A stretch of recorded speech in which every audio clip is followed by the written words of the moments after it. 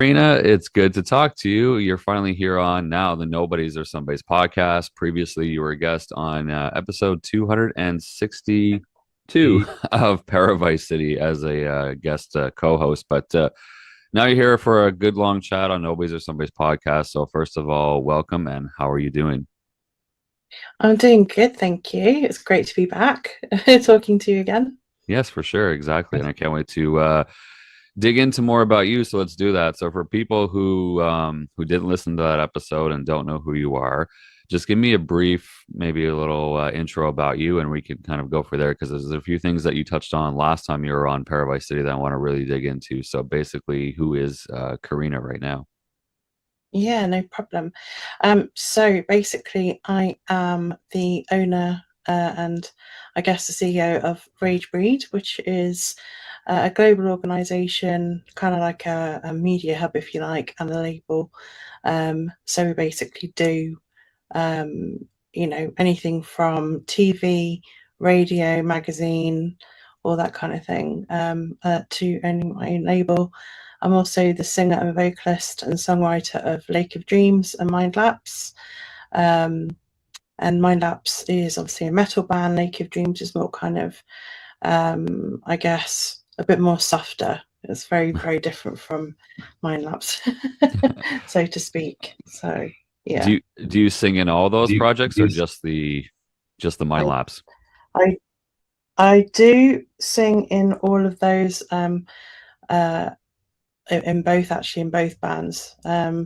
For the EP for Lake of Dreams, I actually did a lot of the guitar. So I write the music as well. Okay. I play guitar and everything.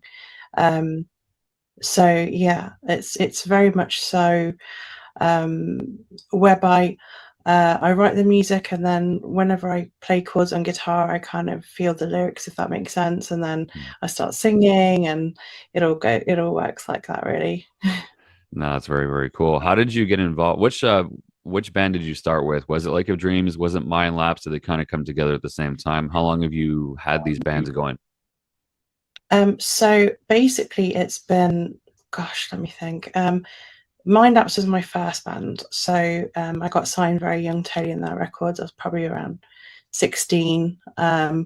It's my first ever band was Neutral Shade, but we changed the actual name to Mind Lapse because it sounded more like a lipstick than a band. So, A little bit.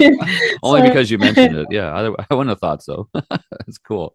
yeah, Yeah. so we just kind of changed the name at the time, and I got signed very young, and I was with Haley and that Records. Um, we were recording with John Mitchell, who is still my producer now, and he's been recording my voice since a teen. So he has recorded bands like Anta Shakira and Architects and bands like this. So yeah, Wow. it's very, very kind of cool. He's really good friends with Steve Wilson, who did the sound engineering of Opeth, and so very much prog genius in my opinion. Porcupine He Tree. writes That's it. the mastermind of Porcupine Tree, correct? Steve Wilson. Yeah, Yeah. yeah, Yeah. absolutely. Yeah. So yeah, I mean, so he basically recorded the last two singles. So it started off with Mind Lapse, and we went through different subgenres during the time as well. Um, and yeah, it's just, it's been a journey, because obviously, from that point on, I explored different subgenres within metal music. And then Lake of Dreams stuff I was writing alongside, actually, but it wasn't music that I could really put in Mind Lapse because it was very, very chill. So it's kind of more like the Damnation, EP, like Opeth, Okay. and Anathema, the very chilled stuff, The Gathering, and the soft acoustic stuff that Lacuna Coil did as well. I really love Southern Isolation, Fawn, the Night Spirit. So it had a kind of a pagan sort of theme throughout the whole thing. So yeah, that's when I started writing this stuff. But then the movie idea came afterwards to amalgamate both projects into kind of like a concept film. Wow.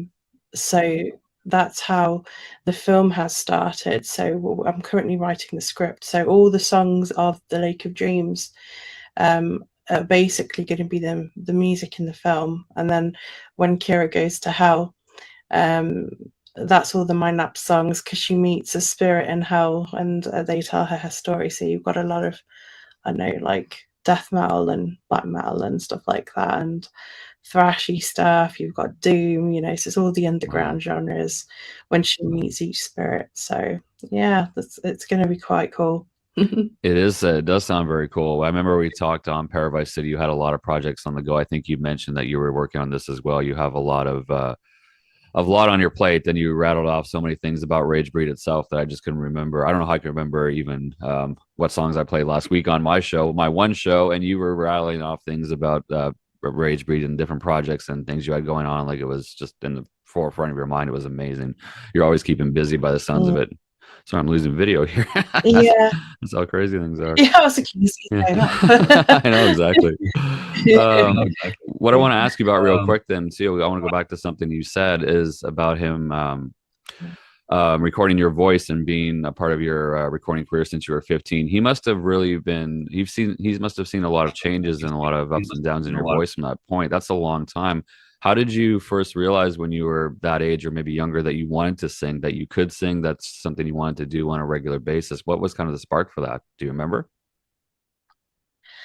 Oh gosh, I've always been an entertainer. I mean, even at home when I was young, we used to do these family plays and things like that. And I was always singing in front of the mirror with a hairbrush as a microphone, and getting like I still do that, except leads that's in all. That's where it plays. ended. Yeah, Yeah. well, it was mainly because I was always like, I don't know, I just always used to love music. I was always dancing in the living room, and I was always kind of, you know, just doing a lot of stuff which was aimed around music, whether it was singing, whether it was dancing. And I knew when I got my guitar, I think probably was when I started writing music myself, learning chords. Is this is really what I really want to do, and this is what I'm going to do. And I used to play piano before that, and then when I got my guitar, that's where it will change, because that's where I discovered rock. And then from that point on, it was like, that's it.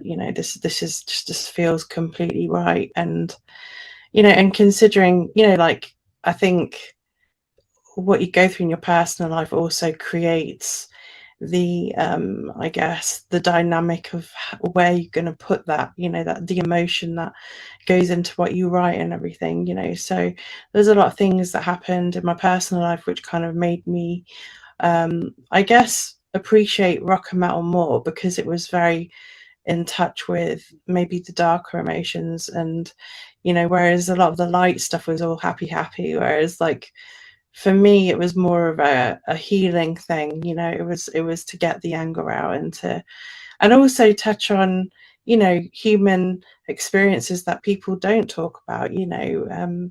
The fakeness of society, for example. Sometimes you get a lot of that, and people being ingenuine and deceptive and things like that. So it was the whole project, I guess, which I did, was really having a platform to feel and create and use my imagination as well. So it was wonderful because I could create characters. I mean, even with mind laps and everything that we did, I created a concept project of mind laps being forgotten memories of past lives. So spirits telling their story through music. So that's kind of like, and so with the album, which was a discography album we released, had all of that, all the subgenres and all the moods and everything. And then I think the EP Souls for Sinners was like the defining move, I think, for mine. That's because that's when our sound really matured. And then obviously Haunted and the Prophecy, where you see a very, you know, a lot of the writing that has developed into something a little bit more, I would say, more progressive and heavier, I would say, as well. But yeah, no, I mean, it's always been part of my life. I couldn't imagine my life without music, because it's just such a it sort of defines who I am, so Yeah, yeah, I I mean, feel I the same think way. from a Yeah. very early age, yeah, like I always knew, it just always felt right. And each album or each release, it just gets better and better, and John has literally been there on my journey, like from doing gothic rock to stuff like My Ruin, Wow. like Rage Against the Machine, and Yeah, then yeah. to stuff which is a lot more darker and progressive. He's gone through it with the heavy stuff, and certainly with the last single release with Rage of Masses and Hold Me by Lake of Dreams. I mean, the two are completely different. Hmm. Um, but he really enjoyed performing on that because he did all the music for me. I wrote the music, but he played it and he added like layers and things like that. And Rage of Masses, I think he really enjoyed unexpectedly. It was great because to see him do something that he isn't normally used to do, but doing such an amazing job at it, it's just incredible to me. It was such a fun experience because it was like, oh, can we? I remember this one point I was like, I need it to sound like a battle, I need it needs to have sort of a feel of a marching thing, and we got the drums to do what we needed it to do, and then adding atmospheres and keys, and oh, it was just an amazing experience. Like it always is when with him, because he pushes me. He's not like most engineers where they're just like record and that's it. Yeah, press the He's an button and engineer go, and that you will come get up the with it. best out. He'll actually, work with you and try to pull things from you and maybe suggest some things, and not afraid to kind of maybe point you in Yeah, another direction or something, or give you another way of thinking. yeah, and he will make sure that I get it done properly. Like he'll be like, do it again, do it again. There's no like, this is what I love people that are direct, Mhm. because I think they're trying to get the best out of you, and sometimes that can be uncomfortable to hear feedback like that. But you're like, he's like, come on, I know you can do better than that, and he'll be like, I'm going to go for a walk, and when I get back, it's going to be perfect. And he Yeah, puts it on loop, and then I come back, and he was right because it was absolutely perfect. Like I got my growls to be so deep and demonic, and nice. for the mind lap stuff, and then got the singing as well was just epic. It was just so good. I just loved it. It just feels like home being in the studio. Just the best thing in the whole world for me. Like doing recordings and recording my music and then mixing it and then seeing what it sounds like at the end, and just amazing, absolutely amazing. That's absolutely amazing for sure. Did you find it challenging at the start, and I guess the start of your career, when you were kind of, I guess, getting, as you mentioned before, your anger to get the sometimes difficult subject matter out? Did you have a hard time kind of pulling yourself into a place where you could do that and put that out there and be vulnerable about that?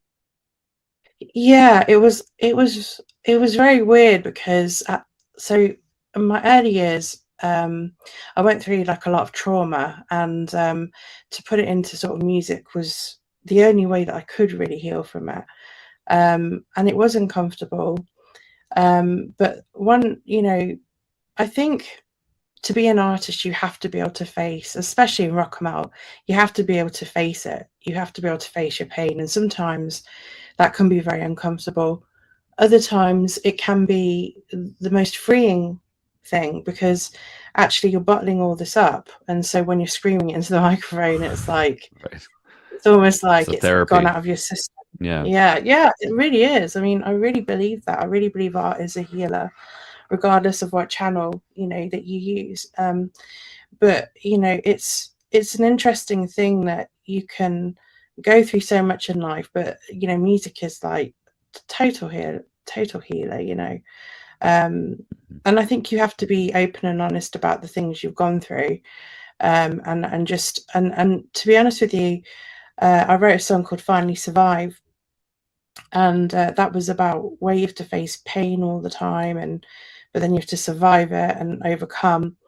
And when we played the White House in Derby, I had a girl who came, and she said, I bought your Finally Survive single, um, which had As I Do on it. I said, okay. And she goes, and I love both songs, but she says, but Finally Survive, she said, help me through cancer. And she said, that if you hadn't written that song, she says, like, it got to me so much that it helped me through the bad times with cancer, like. And she goes, I listened to it every day. And she goes, slowly my cancer started getting better because I thought, yeah, I'm a survivor. I can survive this, even if every day I'm going through this. And to me, like, that is just, that was so, like, it was such a defining point for me, because it made me realize how much strength people gain from your music. It's not just about you releasing stuff, it's about how other people channel that music and use it to help them and help them heal. And if you can do that, then that's an incredible thing. And to me, that means more to me than anything, is to know that I've helped someone battle through something so serious, and my music helped them in some way. You're For right. me, that's Right. Yeah, because when you write that song, when you write those lyrics or the music, you're thinking it's very personal for you. It's very much about you and your situation, even if you're not completely direct always, or make it say, "Hey, I'm Karina," blah blah blah blah. It's still a yeah, personal thing to you. But when it touches somebody else in that regard, and they tell you that feeling, I must not, you can't describe that probably, because it's just like, wow, it really, when I'm feeling, other people are too, and this helps somebody, not just myself. It must be an incredible feeling. absolutely, yeah, it really was. And when you talk to your fans, I mean, I know when we played the Coco in Camden, and this is supporting Napalm Death and Insomnium, Mm. and a few people came up to us in the bus and said, this is like I really feel like your pain when you're singing on stage, and said, it's not just a show, it's something that's very raw and comes from your heart. And that was cool, because it felt like, yeah, they're recognizing authenticity, Yes. which is fab. And if it can move people, whether it's for healing or entertainment, or they're just really understanding you, I suppose, is a great thing, because it means that your music's speaking to people. And to me, that's a great honor.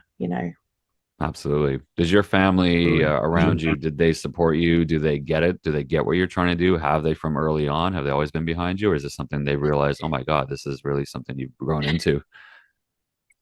Well, I mean, that's an interesting question, because I've come from my dad's a doctor, and I come from a British Indian family, and it was very off the wall of the direction that I chose. Right. It's not normally the Yeah. the the Traditional kind sense, of not the lifestyle traditional that you career take. sense that you're expected to go Yeah, into, right? exactly Yeah. this. Exactly this. And in the beginning, I think they bought me my first guitar, so they were very supportive, and they basically helped me with if I needed, because obviously I was a teen at that point and I'd gone through something quite traumatic. So they were just happy that I had something to concentrate on. But I think ideally they probably would have preferred if I had was into the normal kind of music and stuff. Right. But I think they What's normal? adapted very well. Yeah. Yeah, you know what I mean? Yeah. I guess mainstream, what most people listen to, What whereas I they was kind listen of to, going, what's accepted mainstream society, not this outside the box kind of thing, or nothing too extreme, I guess yeah. would be the word, right? But true, but they've always been supportive. I mean, my mum, and this is honestly the truth. My mum has done the door for me at Rage Fest, in Really? Wow. really, yeah, and my dad has done. They've both come to my gigs. They've both, even when I hosted a club night, rock and metal club night, my mum did the door. My brothers have done the door on a 3-story club night, and Wow. both my brothers are doctors, and so so but Doctor in the house. they both, well, our family do have, I mean, my cousins, they're into rock music, my aunt's into goth, and also my brothers now, I mean, they like their mainstream, but my other brother likes metalcore. The other brother kind of likes a bit of Iron Maiden, some Opeth. He likes bits and bobs of it. Mm. So we've grown up with it, really, because we all listened to it when we were growing up. So you know, I mean, they had no choice really because I was into it. So, but When I listen to music, yeah, the I mean, neighbors listen to music. Everybody hears your music. When Karina plays her songs, everybody hears her songs. mhm, that's it. I mean, Makes sense. you know, we'll talk about back in the day, you know, like when we were listening to Alice in Chains and Therapy and Metallica and bands like this, and he recognizes the stuff, and you know, we'll sometimes ask Alexa to play tunes that we both remember when we were young, and you know, the whole Nirvana thing, and you know, Soundgarden, you know, all that sort of stuff.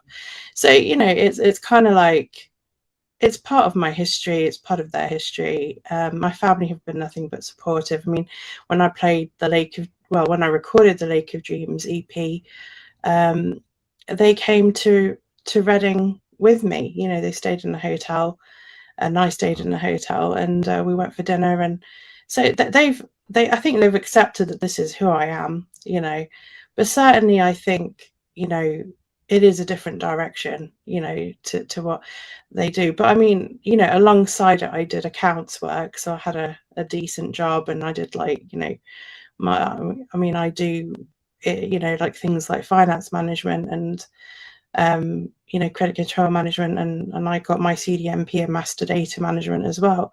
So I have got, you know, skill sets as well as what I do. So, you know, I have been doing jobs and things like that. But this is kind of like my authentic, real person of who I am. Do you know what I mean? Like This is I am truly a what you want creative to be. woman. You know? Yeah.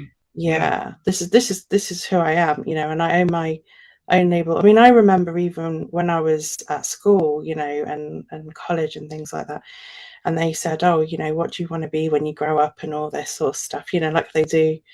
And Yeah. I knew exactly what I wanted to do. I was just like, well, I want to be a singer. I want to be, you know, I want to have my own art published and my own poetry book published, and I want to own my own label, and that's what I want, you know, and I always knew what I wanted to do. There was never ever any, you know, mishaps on that. So I got my art published, and I got my books published, poetry books published, and I'm a singer, which was really interesting because after that conversation, I got offered a record deal with Honey and Their Records at the time, and and then I was a singer. You know, it was interesting, and then, you know, a few years later, I'm building up Ragebreed, and I become a label. You know, and this is why I say to people, live out your dreams, because even if straight away, you know, it doesn't happen, over a period of time it will, as long as you stick to the plan, and as long as that's what you want, you know. um that for me is really important, you know. It's like knowing truly what you really want out of life, and this is it, this is what I really want, you know. And even if you have to do side jobs, or even if you have to do other things as well, you know, as long as you know the root of who you are, and you know what you want to do in life. You know, I say this to my, you know, because I life coach, and I talk to my clients all the time about mindset. You know, you have to really want it. You can't just go into it thinking, oh, you know, I might do it. You've got to go in to say, I will do it, You got you to know, commit. because You got to go full on, you've got to commit 100%. to it. Yeah. Yeah. And even when you get all the knockbacks, you've got to get back up, because ultimately, if you really want it, you know, you'll do what it takes, you know, regardless of, because it's like that Rocky thing, you know, it's no matter how hard you get hit, you have to keep getting Yeah. back up, right? Yeah. So it's that sort of thing. It's like you're not always going to appeal to everybody. You're not always going to have a smooth sail of things. You're going to have, there's so many billions of people in the world out there that will have an opinion on you, you know. Some people will love you, some people will hate you, some people won't really care, you know. But it's about what you feel about what you do, because ultimately that's what drives you, and then the people that support what you do believe in what you do, and it's an energy, actually. It's an energy force, to ensure that you have the right mindset to go for what you want to do. And once you have that mindset, it just flows, and you know that you're able to get through anything, you know, because you know that's what you're meant to do. Yeah. Does that make sense? It does. It does make total sense. And just to push through and keep going. That's what you've clearly done Mm, in your life. mm, I do want to talk to you about what's in the backdrop. If you're watching the video behind you, of course, Ragebreed is a massive part of your story. That's how we connected and how you've connected to so many people. Just mm, for a few minutes, if you can, I know you've mentioned a couple of times, and you certainly don't have to say anything or don't say anything you don't want to, but you did mm, mention some things you've gone through in the past, some traumas in the past, things you've had to use to kind of turn it into some of your art, but you've had to overcome. Did you want to touch mm. on anything about what kind of things that have brought you to where you are now, just to kind of close the gap on that? Yeah, I mean, gosh, well, when I went through a trauma when I was very young, I survived a sexual attack, if you like, and it was very, very traumatic. I went through a lot of stuff in my childhood and my teenhood, I suppose. I dealt with death at a very young age, you know, friends dying and things like that. Mm. Um, and then I went through a lot of harassment and discrimination and bullying and all this kind of stuff as well growing up. And there was a lot of things that happened. I had a lot of betrayal from a lot of people, you know. Lots of people lied about who I was. I was getting rumors spread about me, things that I hadn't done that they were trying to, you know, it was like promoter rivalry and stuff like that. Right. But Mm. there were people there that I was close to that totally lied about me. And that was very difficult because it was like I'd put trust in people that had really hurt me, and seeing that publicly was very hard. But then also trying to fix it was difficult because they'd spread so much rubbish that so many people had believed it. I had to try and you know, put the truth out there, which is why we had Ragebreed Against Bullying as well, for people that had gone through similar things to what I had, you know. Right. Um, and so I overcome a lot, and you know, I basically channeled everything I'd gone through into music and to build and use that energy as fuel, not to destroy me, but to make me, because actually everything is energy, in my opinion. You know, everything is. I mean, even like scientifically it is. So when people throw that energy at you and they're being shady or whatever and lying, you know, it was almost like viewing it as like a brick that I was catching and then building it with it, you know, Mm. because Wow. everything becomes, you know, you're building an empire, you're building your whole thing, and that just became art.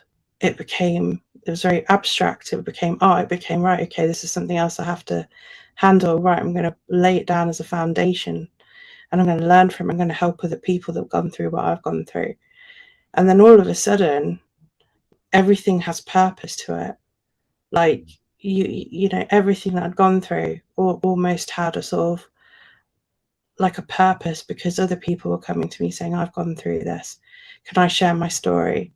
And I was like, yeah, of course you can. And so then I started interviewing other people that had gone through things like I had. And the next thing I know, I have an article for the magazine. I have content for the TV. I have content for radio. Mm. And I'm also helping other people, you know, which then brought me to Ragebreed Mind, Body and Spirit, where then I was able to coach people because I'd gone through it and overcome it. So it was about learning mindset. And so everything that happened to me didn't almost become, it hurt at the time, obviously. Mm. But then it also became part of my journey to make me stronger and wiser. And it also gave me purpose to help other people. And I think if you can channel something so difficult in your life and gone through the things that you have, um, you know, because certainly I battled a lot of illness as well when I was younger, and also now with my neck and everything. But like I say, you can either dwell in it or you can use it to um, help other people. Mm. And if you can do that, then you know everything has purpose. Everything is energy. Everything, you know, becomes what you make it. So, you know, there's going to be people that build with you, and there's going to be people throwing the bricks. Do you see my point? Yes, and you just You'll take always those get bricks and you keep building. Like you said, you take that their wasted energy and using it to positive energy for you in sort of a way. exactly. It's all about channeling the right. Yeah. It's turning energy into something else. Yeah. And you've definitely risen above that and look at what you've done and look how you've grown and look what you've accomplished, right? I mean, it's not for them, it's Mm, for you. And it's the success that yeah. just, you take it and make it your own. So is that where kind of Ragebreed comes into your life as far as it's not now, did you or get me straight on that? Did you found that or that was something you Yeah. joined early on? No, The rage radio. breed's always been mine. Yeah, yeah. Okay. It's always been something that I mean, before I was married to my guitarist back in the day, and but we grew apart. We're still friends, there's no bad blood or anything. We just grew apart. Right. And but yeah, I mean, he used to obviously help me with the things that I used to do, because we put on tours for Candlelight Records bands. So we put on the tour for Insomnium. We were the first UK tour in England. We put on Wow. the tour for Omnium Gatherum, and that was their first UK tour in Really? England. So Wow. yeah, yeah. So Amazing. Mindlap supported Insomnium and Omnium Gatherum.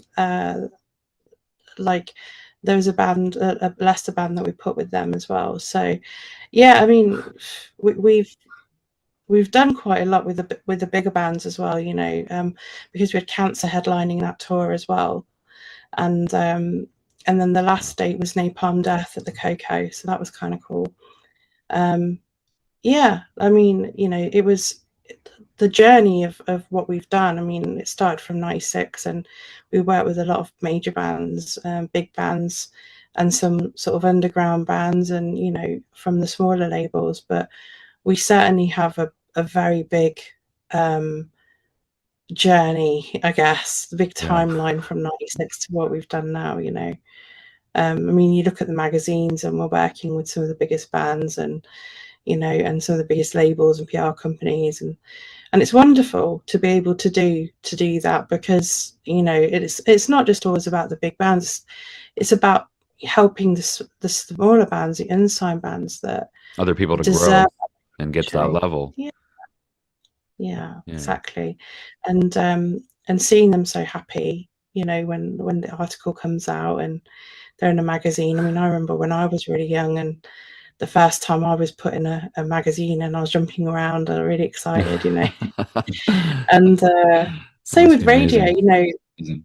when you get these bands that are underground and stuff, and you play their music, certainly it's so happy for them, and if you can bring some happiness to people's lives in such a strange climate we're living in, you A know little bit. it's Yeah. you know it's all about that. It's all about the intent is always for good things. Basically, the Hmm. intent is always there for to help people shine and be authentic to their real selves, and to do the things that they enjoy doing. I just realized this when you said 1996. We're obviously recording in 2026. It's your 30-year anniversary. Do you have some big plans, something you can share, something to celebrate? That's a huge milestone. Yeah, maybe I might do a video or something. So potentially, and I might do that this year actually, and maybe get everybody who is in Ragebreed to do a little video, I guess I got to and jump in that. I maybe finally got to make sure I get it in time this time. I know I missed a couple of the Christmas ones and whatever. I finally got to get my hands on doing that for sure. I want to be a part of that. Absolutely. Yeah, absolutely. I think it would be great, just to have everyone on there, do their little bit and get everyone on there to, and just see what, how they've enjoyed Ragebreed, maybe, I don't know, something like this, and do an anniversary potentially. Yeah, if you could get somebody or people that have been around since 96, I mean, that might be harder to do, but people who can say they've Mm, actually been there from the ground up from where it's come, because the 30 years, 1996, the internet was just we were just kind of getting to know what that was. And we were just getting to know this big thing called email and these websites, www.com, and how much yeah. your brand and how much Ragebreed has changed and adapted through that it blows my Mm, mind out how much you've had to go through to see it all. You don't see it as you mm. go through it day by day, but looking back 30 years to today, it must be incredible to think about. Yeah, I mean, it really is. I mean, the strange thing is, it probably wouldn't have grown as big as it has if COVID hadn't have happened, because I would never have Mm. considered a magazine because we were only Right. doing live events back then. Right. What could So you do? strangely enough, Yeah. COVID happened, and then all of a sudden we were indoors, we had nothing to do, and we decided to do the magazine, radio, and that's how that happened, you know. And then all of a sudden I thought, oh, I might as well release my own music again, you know. Yeah. So Yeah. it Good just, time. it was just something, you know.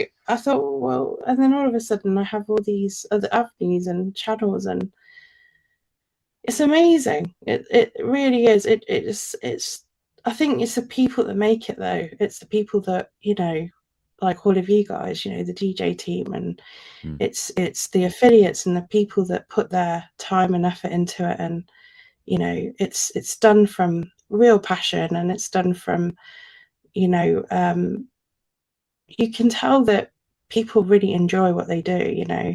Hmm. um, and that's the beauty of it, I think, is it's because people are really enjoying what they do. It's not, you know, just centered around what other people's expectations are. It's just, you know, this is what I love to do, and I'm doing it, and I'm enjoying doing it, you know.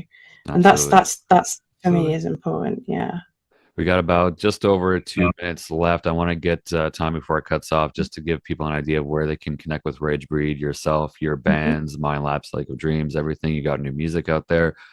Give me Mhm. a quick little notification of where people can connect with you as far as all the stuff you got going on. Okay, cool. So, okay, so first website, www.ragebreed.biz.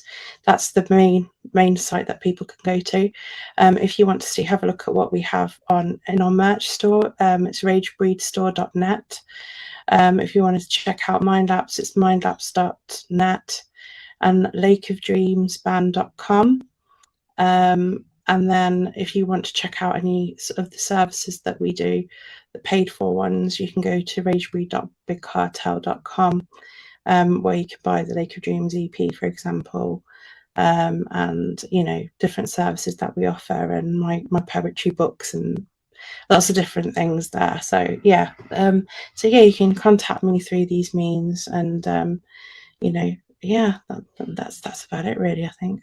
No, that's amazing, Karina. I really appreciate you opening up and being a part of this, and your candor and your honesty, and just great conversation. I look forward to more. I look forward to being a guest again on Paradise City. If I can be a guest on one of your shows, I mean, it's about time I return the favor. I love to do that too. Anything I can do to contribute. You know, I love Ridge Breed. I love what you Yeah. do. I love your stuff. So we can definitely keep. Can't wait to do more in the future as we keep going to the next 30 years at least. Yeah, definitely. And we will be interviewing our DJs too, because we've got something called International Global Metal Alliance, which will be coming soon. So it will be celebrating all the DJs and all the different bands and brands around the world. Nice. Well, you know where to find me. Get a hold of me. Will do. Awesome. Thank you so much, Karina. No problem. Take care.